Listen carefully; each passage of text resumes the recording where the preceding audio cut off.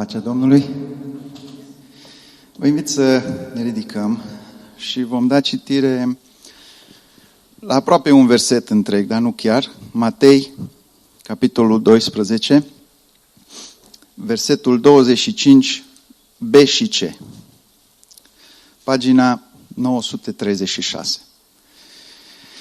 Și Domnul Iisus este Cel care vorbește aici și El spune așa: orice împărăție dezbinată împotriva ei însăși este pustiită. Și orice cetate sau casă dezbinată împotriva ei însăși nu poate dăinui. Orice împărăție dezbinată împotriva ei însăși este pustiită. Și orice cetate sau casă dezbinată împotriva ei însăși nu poate dăinui. Și fie ca Dumnezeu să binecuvinteze această citire a cuvântului Său. Amin. Vă invit să reocupați locurile.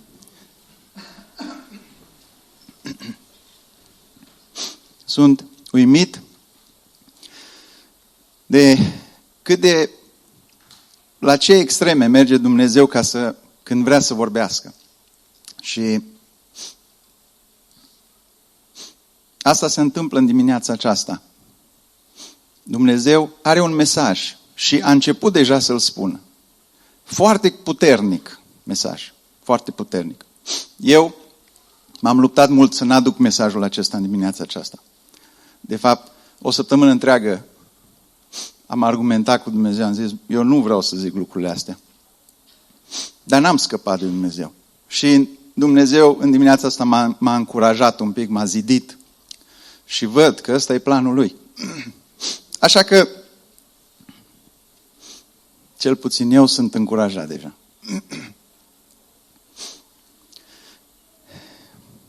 Eu, toate predicile mele le încep, pacea Domnului. Cu asta încep, totdeauna când vin aici. Dar știți că, ca să beneficiați, ca să aveți pace, trebuie să fiți oameni ai păcii.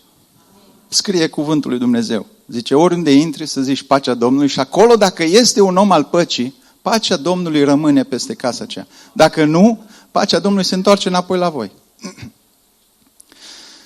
Adunarea aceasta a trecut printr-o perioadă foarte grea în ultima vreme, cu voturile acestea și cu alegerile acestea. Și din păcate a ieșit la lumină că sunt foarte mulți oameni care nu sunt ai păcii în biserica aceasta. Dimpotrivă, ei sunt pentru război. Au ieșit la iveală lucruri foarte urâte despre frați, care le-au zis în public. Totdeauna când cineva zice, știți că este versetul acela, Domnul Iisus zice, din prisosul inimii vorbește gura. Și totdeauna când un om zice ceva groaznic pe gură, mă întreb, dar oare ce poate să fie în inima lui ca să iasă afară? În inimă trebuie să fie mult mai greu, mult mai rău decât ce iese. Pe gură iese doar vârful icebergului, da, în jos. Cine știe ce poate să fie acolo? Și am văzut, chiar pe grupurile acestea de Viber, de astea, izbucniri de mânie de la frați și de la surori. Dar păi ce poate să fie în inima omului ăluia ca să poate să zică lucrurile alea în public? Sau ce vorbește el acasă cu soția lui sau cu soțul lui ca să iasă așa ceva în public? Astea sunt lucruri foarte triste și grave. Și pe mine mă întristează mult lucrurile acestea. Unii le privesc ca entertainment și zic, ha. Dar în Biserica lui Hristos, așa ceva, astea sunt lucruri foarte grave. S-a arătat mai înainte o imagine din Africa și prima imagine arăta un oraș. Și un frate din spatele meu zice, parcă e în bombardament, parcă e în război. Așa e biserica noastră, acum, după alegerile astea. Parcă am trecut prin război. Sunt foarte multe inimi rănite în biserica noastră. Mulți oameni au fost răniți adânc, întristați. Un grup foarte mic se bucură, din câte am observat. Eu sunt și care se bucură.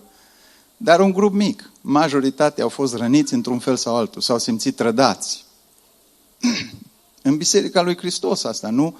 Dacă v-aș zice lucrurile astea, că am văzut un film cu Arnold și cu războaie. Poate, dar lucrurile astea sunt din biserică.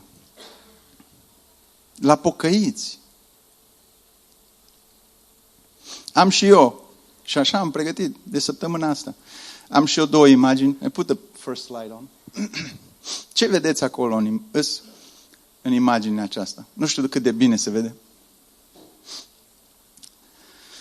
Arată un război în Evul Mediu. Și ce religie credeți că au armatele astea? O armată e într-o parte, o armată e în alta. Nu știu dacă se vede bine, dar și o armată și cealaltă au crucea pe ei. Unii au crucea roșie, unii au crucea neagră. Ei sunt creștini ăștia. Sunt 2 tabere, poate undeva în Europa, 2 trupe de creștini. Ei se luptă și se luptă. Au arme ascuțite, au mers pregătiți, au platoșe. Poate că următoarea se vede mai bine. Put the next one. Nu știu dacă se vede mai bine, dar iarăși, 2 armate, unul cu crucea cu roșu, cealaltă cu alb.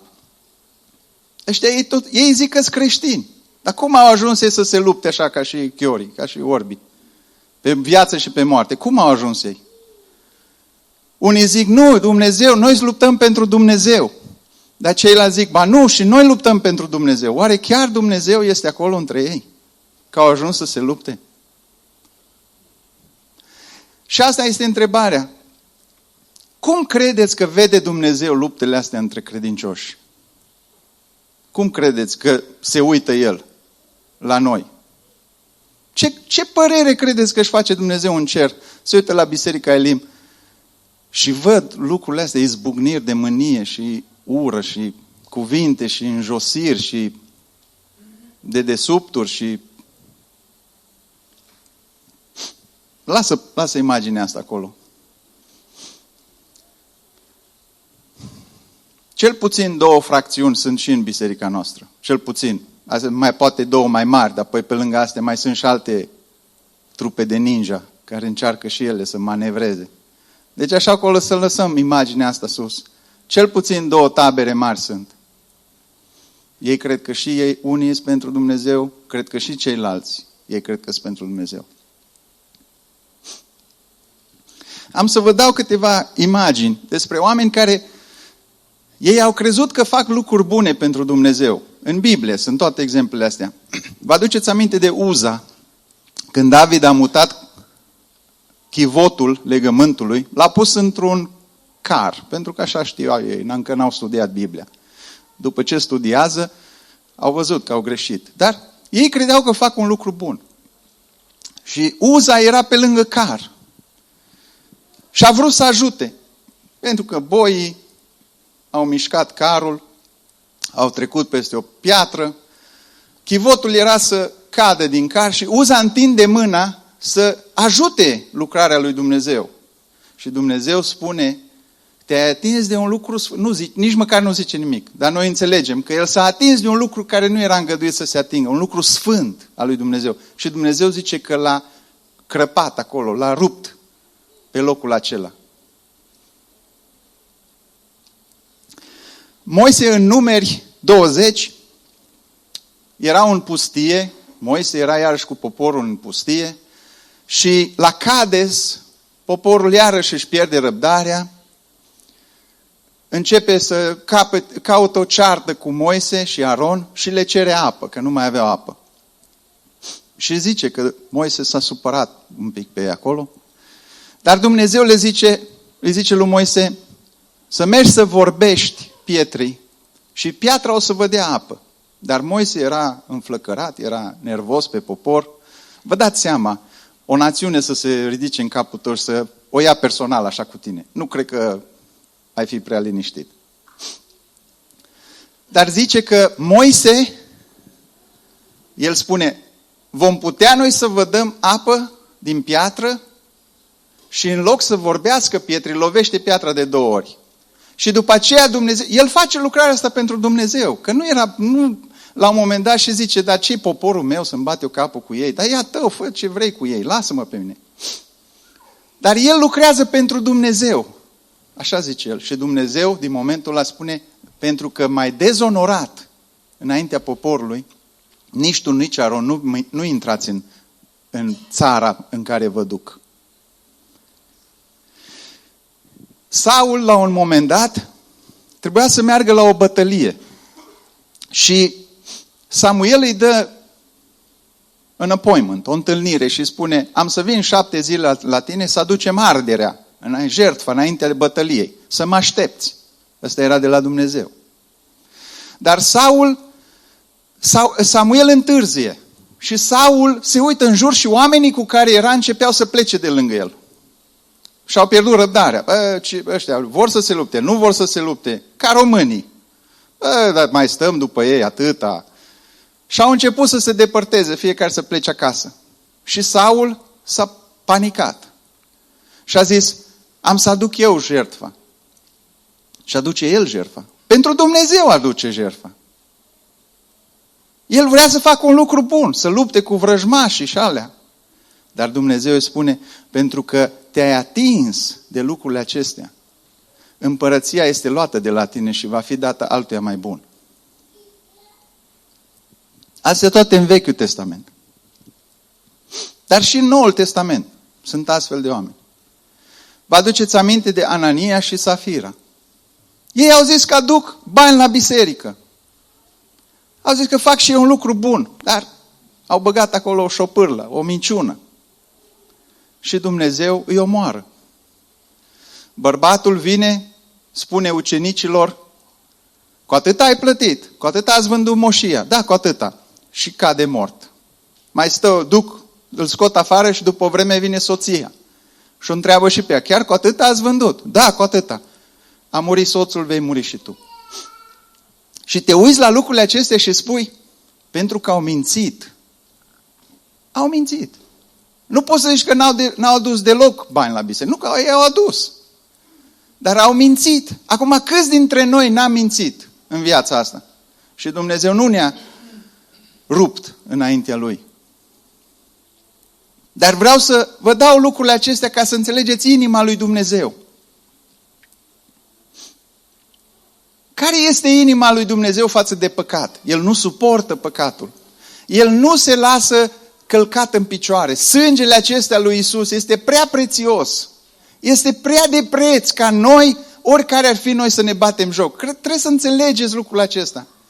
Mesajul de dimineața asta, Dumnezeu a început deja cu să ne cercetăm. Dar asta nu e numai o vorbă, să ne cercetăm. Haide să mai ne cercetăm un pic și apoi, ca și omul ăla care... Vin exemple, ca și curva aceea care mănâncă și bea și după aia se pleacă și zice, n-am făcut nimic. Sau ca și porcul acela se aruncă în noroi, se tăvălește pe acolo și după aceea, it's ok, se curăță, iară vine înapoi. N-are nimic în el schimbat. Nu asta este cercetarea. Ca un om care se uită într-o oglindă și după aceea se întoarce și a uitat cum arată. Sunt exemple și exemple în Biblie, astea toate sunt din Biblie. Dumnezeu când spune, trebuie să vă cercetați, înseamnă să ne uităm înăuntru nostru, să vedem de unde vine atâta mânie și atâta ură și atâta... Nu ne suferim unii pe alții.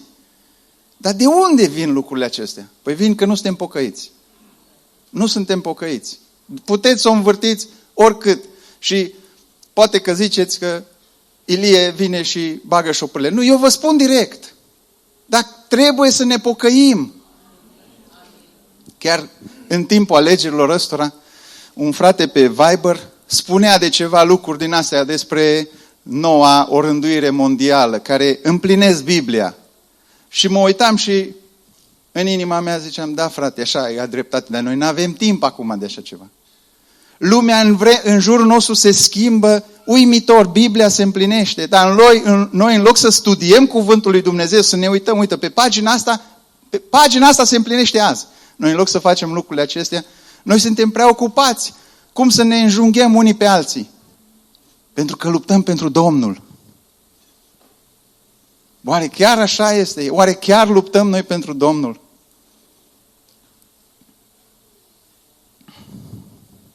Nu înțelegem sfințenia lui Dumnezeu. Noi credem că lucrurile astea sunt așa de jucărie. Așa avem impresia, dar ele nu.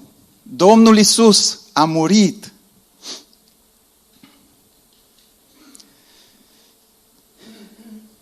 Și m-am tot gândit la mesajul acesta și de asta n-am vrut să-l aduc, pentru că simt în inima mea că nu este un mesaj care va duce la pocăință.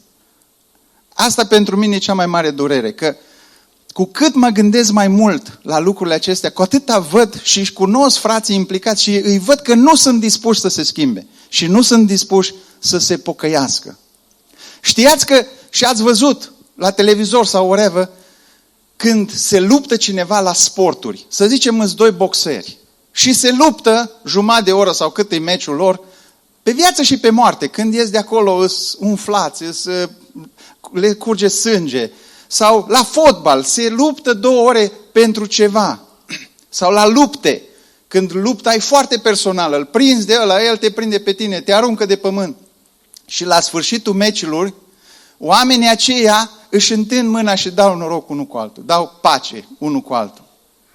Ca și cum ar spune, da, te-ai luptat, ai dat tot ce ai putut, dar ai luptat după rânduială și te apreciez. Și eu am luptat cât am putut. De data asta tu ai biruit, dar poate data viitoare, dacă mă antrenez mai mult, am să biruiesc eu. Asta se întâmplă în lume, dar în biserica asta nu se întâmplă așa. Și nu-i văd pe oamenii care s-au luptat acum, unii au obținut ceva, alții n-au obținut, nu-i văd să meargă unul la altul, să dea mâna unul cu altul, să spună, nu-i bai, tu n-ai reușit de data asta, dar în 4 ani reușiți voi, poate, dacă v-a știut Dumnezeu. Eu nu văd asta în frați.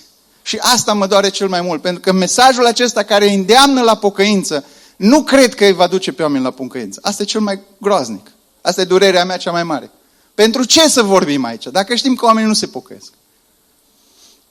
Dar știți că și asta e o slujbă și în Vechiul Testament au fost proroci care toată viața au prorocit și oamenii nu s-au pocăit.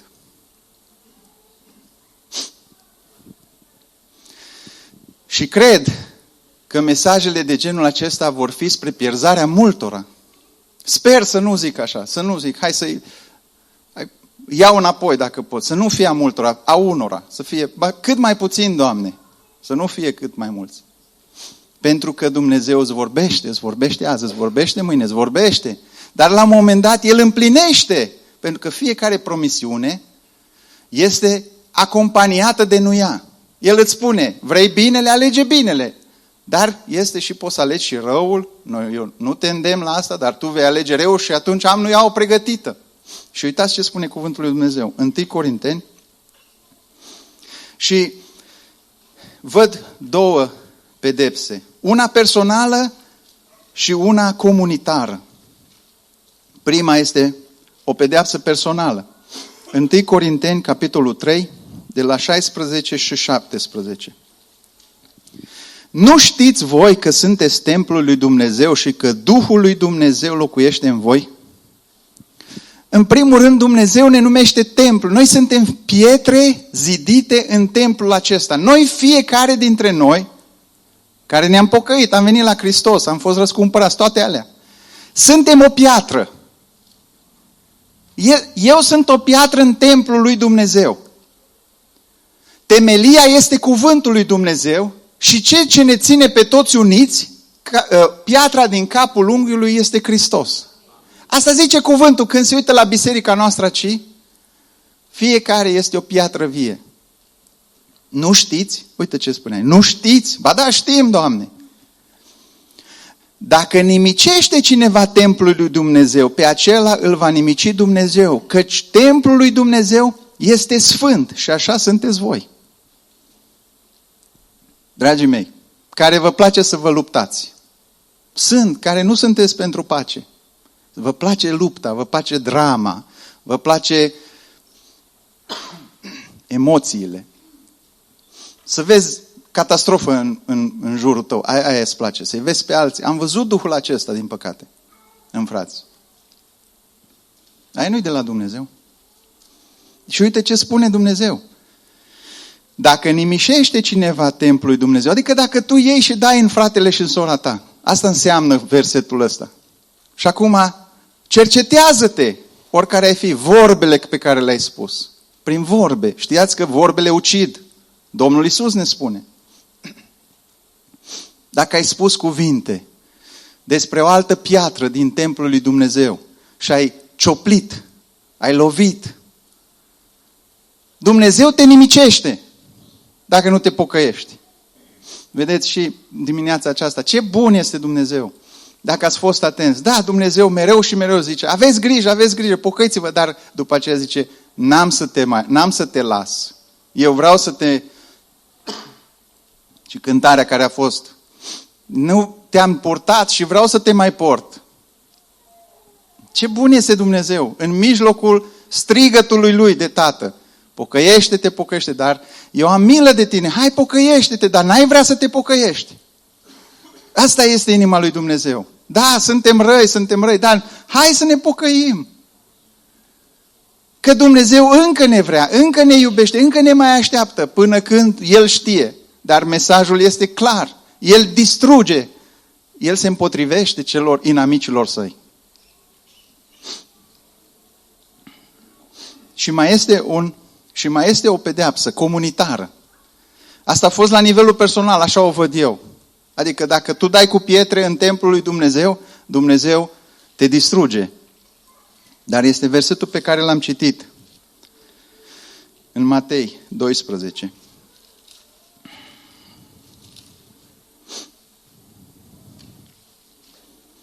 Versetul 25.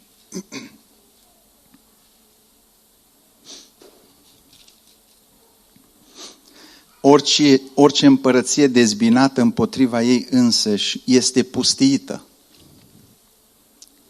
Și orice cetate sau casă dezbinată împotriva ei însăși nu poate dăinui. Cât credeți că va mai merge Biserica Elim așa, în război? Sau, hai să o luăm, o națiune. Uitați-vă la America. Ei sunt dezbinați unii împotriva la alții acum și merg pe calea aceasta. Cât credeți că o să mai reziste ei ca America? Ce, credem în cuvântul lui Dumnezeu sau nu credem? Vorbește Domnul Iisus sau o vorbi și Domnul Iisus, așa că trebuia să zică ceva. Dar o familie, un soț și o soție, dacă ei se luptă, nu o suporți azi pe soția ta, nu-l suporți azi pe soțul tău, mâine, poimâine, când ajunge familia aceea la divorț? Ajunge.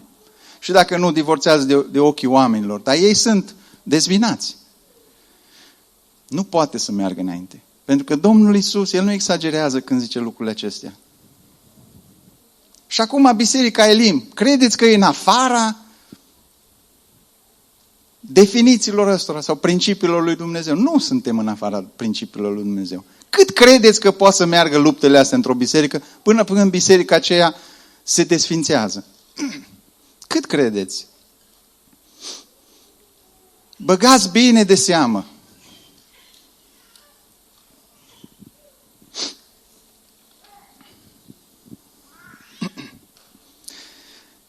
De ce credeți că e așa de importantă unitatea în biserică? Este foarte importantă unitatea în biserică. Păi spune în Ioan, Domnul Iisus spune că unitatea, dar când oamenii vor vedea că biserica este unită, vor crede că Dumnezeu Tatăl l-a trimis pe Iisus Hristos.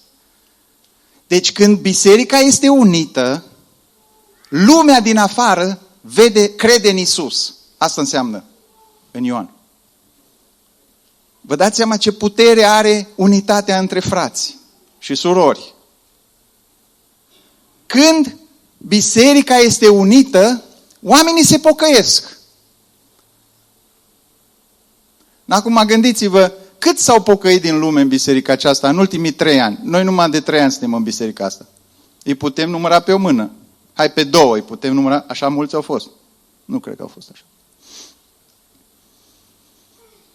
Dar oare de ce? Pentru că Dumnezeu își împlinește cuvântul.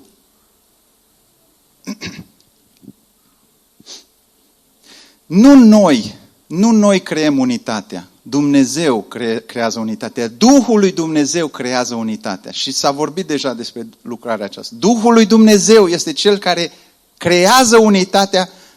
Că eu sunt un străin față de dumneavoastră. Între dumneavoastră sunt mulți care sunteți înrudiți de sânge. Dar eu nu.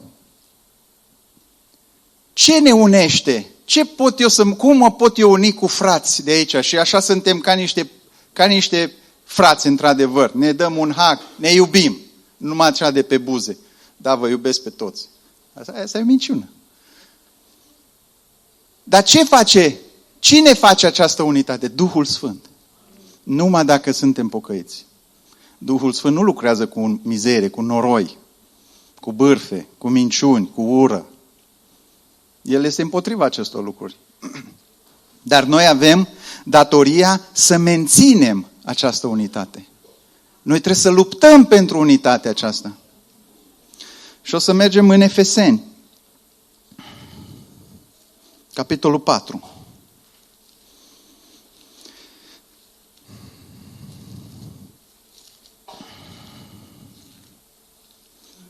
Am trecut. Efeseni, capitolul 4, versetul 3 spune, noi trebuie să menținem. Și căutați să păstrați unirea Duhului prin pace. Noi trebuie să căutăm asta. Asta e datoria noastră. Nu noi facem unitatea, nu noi ne legăm unul de altul. Duhul Sfânt ne leagă. Dar noi trebuie să lucrăm la asta. Și cum? Păi tot în Efeseni, începând cu 4, cu versetul 1. Vă sfătuiesc, dar eu cel întemnițat pentru Domnul, să vă purtați într-un chip vrednic de chemarea pe care ați primit-o. Cum suntem uniți? Păi că ne purtăm pocăiește. Că sunt unii care zic că-s pocăiești, dar ei nu se poartă pocăiește. Asta e chemarea, dar ei nu umblă pe chemare.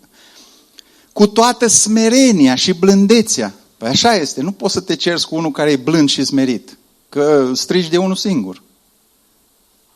Ce bine ar fi să fim blânzi și smeriți. Așa e, ar sta bine unui pocăit, să fie blând și smerit în loc să strige și să... Îngăduiți-vă unii pe alții în dragoste. Cum ar fi? Așa e, ce frumos ar fi să ne îngăduim unul. Și în Romani un capitol întreg, 14 și 15, spune, sunt unii mai slabi între noi. Dacă tu te crezi grozav și te crezi tare, îngăduie-l pe ăsta mai slab. Ce frumos ne-ar sta.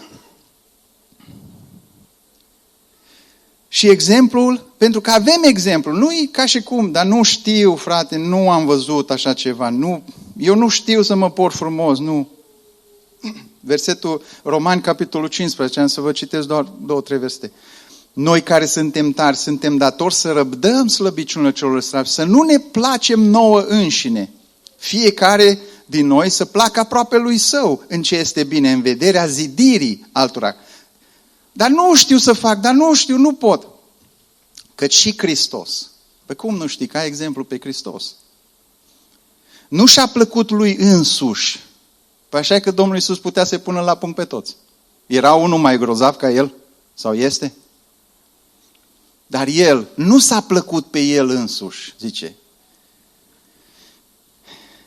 Ci după cum este scris, ocările celor ce te ocărăsc pe tine au căzut peste mine. Dar lasă-l să te vorbească de rău, dar îngăduie-l. De ce nu? Suferi. Asta e umblarea pocăiască. Mai și suferi. Mi-a zis ăsta acum ceva, dar să vezi ce spun eu înapoi. Păi unde e suferința? Unde e pocăința, dragii mei? Asta e la păgâni. Fără certuri de cuvinte. Și apoi, 1 Corinteni, capitolul 15. De la 1 la 3. Vă fac cunoscut, fraților, Evanghelia pe care v-am propovăduit-o, pe care ați primit-o, în care ați rămas și prin care sunteți mântuiți dacă o țineți așa după cum v-am propovăduit-o. Deci, suntem mântuiți dacă ne ținem de pocăință. Dacă zici că eu pun pocăința acum în cui pentru cât sunt alegerile astea, altfel degeaba ați crezut. Asta spune cuvântul Lui Dumnezeu. Degeaba ați crezut, dragii mei, dacă ne păcălim unii pe alții și ne păcălim singuri. Trebuie să umblăm în lucrurile acestea. Trebuie să ne ținem de ele, trebuie să le împlinim. Scopul nu scuză mijloacele. Aceasta este satanism. Scopul scuză. Avem un scop, trebuie să atingem un scop și orice mijloc ca să ajungem acolo e îngăduit. Nu, asta este satanism. Nu este în Biblie așa ceva. Ați înțeles? Atâta am avut. Atâta am avut. Ceea ce tristețea mea cea mai mare este că lucrurile deja sunt generaționale în biserica aceasta. Cum sunt părinții, îi văd și pe copii, din păcate. Pentru că în familii au spus lucrurile acestea, au mers cu ura, vorbind în familii, îi văd pe copiii dumneavoastră și se poartă exact ca și dumneavoastră, în ură, nu sunt îmblânziți.